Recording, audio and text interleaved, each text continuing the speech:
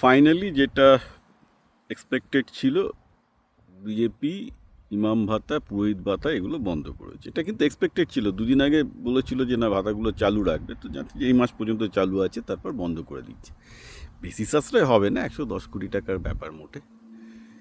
তো প্রশ্ন হচ্ছে এইখানে যে বিজেপির মতো একটা সরকার, তারা ইমাম ভাতা, পুরোহিত ভাতা বন্ধ করার সাহস পাচ্ছে, অথচ এটা চালু করেছিল একটা তৃণমূল সরকার, যেটা নাকি কোট আনকোট একটা সেকুলার ধর্মনিরপেক্ষ সরকার।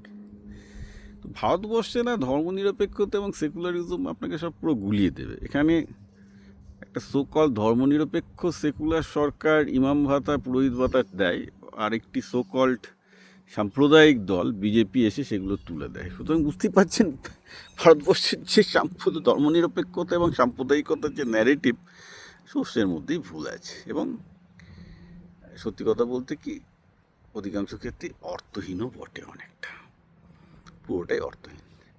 তো সেই জন্যে আমি বলছি না, এখানে ধরুন বাঙালিদের মধ্যে, প্রবাসীদের মধ্যে অধিকাংশ তো বিজেপির সমর্থক, যাদের অধিকাংশ 50%-এর বেশি গরুও খায়, যারা হার্ডকোর রকমের সেকুলার, অতটা হিন্দু মুসলমান মানেও না, কিন্তু বিজেপির সাপোর্টার হয়ে গেছে। কারণ কি দেখছে যে আরে বাবা, এই তৃণমূল বা সিপিএম এরা তো সালা মুসলিম লীগ 2 হয়ে গেছে পুরোপুরি বলতে গেলে, রীতিমতো সাম্প্রদায়িক দল। এবং হয়েছেও তাই। আজকে মুসলমান, আজকে আমি দেখছিলাম সিপিএম 187 সিটে বোধহয়, সরি ওরকম 195 মতো সিটে পার্টিসিপেট করেছে, মানে ইলেকশন লড়েছে। তার মধ্যে 187 সিটে জামানত জব্দ হয়েছে, 7টা মতো সিটে আউট অফ 195।